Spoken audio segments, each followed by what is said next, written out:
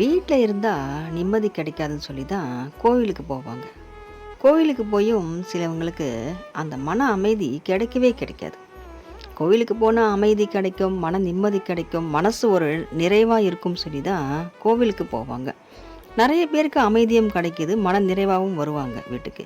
ஆனால் சில பேருக்கு கோவிலுக்கு போயும் ஏதாவது ஒரு பிரச்சனை வரும். குடும்பத்தோட கோவிலுக்கு போவாங்க.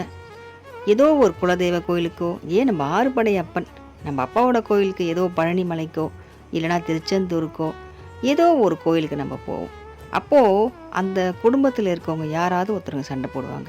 ஏன் நமக்குள்ளேயே நமக்கு சண்டை வந்துடும், பிரச்சனை வந்துடும், ஒரு மனக்கசப்பு, ஏண்டா கோவிலுக்கு வந்தோன்ற மாதிரி ஆகிடும்.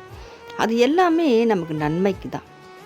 ஏன்னா நமக்கு கோவிலுக்கு போகும்போது அந்த கர்மங்கள் நமக்கு விலகப்படும். கர்மாக்கள் பயப்படும். முருகனை பார்த்த உடனே கர்மாக்கள் பயப்படும். எப்படியாவது இவங்களை போக விடாமல் பண்ணணும். ஒன்று கோவிலுக்கு போகிறதுக்கு முன்னாடி சண்டை வரும், போகவே முடியாத அளவுக்கு. போகலாமா, இல்லை இன்னொரு நாள் போய்க்கலாம், விட்டுடலாம் அப்படின்ற மாதிரிலாம் ஒரு சிந்தனை வந்துடும். யாராவது ஒருத்தர் வாயில் அது மாதிரி வந்துடும். அதையும் மிஞ்சி நம்ம போயிட்டோம்னா அங்கே போய் ஏதாவது ஒரு பிரச்சனை வரும். கோயிலுக்கு போயிட்டு திரும்ப வருவோம், அப்போவும் ஏதாவது ஒரு பிரச்சனை வரும். இந்த மாதிரி எது வந்தாலும் நமக்கு நன்மைக்கு தான் அது. சில சமயத்தில் நம்ம தேங்காய் வாங்கி போவோம் அர்ச்சனைக்கு, அந்த தேங்காவும் கெட்டு போயிடும். தேங்காய் கெட்டு போயிட்டாலே நிறைய பேர் அபசகுனம் மாதிரி நினச்சிக்கிறாங்க. இது ஏதோ கெட்டது நடக்க போகுதுன்னு. நடக்க போகிறதுக்கு அது அர்த்தம் கிடையாது. கெட்டது நமக்கு இதோட கழிஞ்சிடுச்சின்னு அர்த்தம்.